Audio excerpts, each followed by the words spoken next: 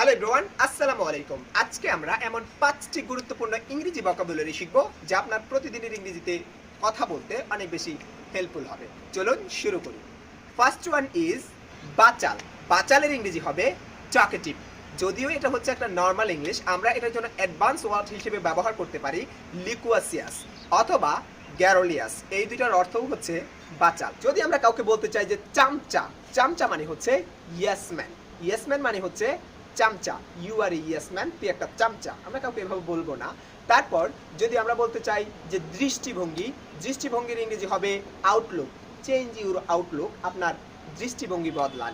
তারপর আমরা যদি বলতে চাই অশোভন আচরণ, অশোভন আচরণের ইংরেজি হবে মিসবিহেভ।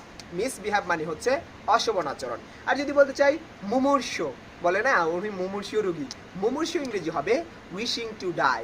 উইশিং টু ডাই মানে হচ্ছে মুমূর্ষ।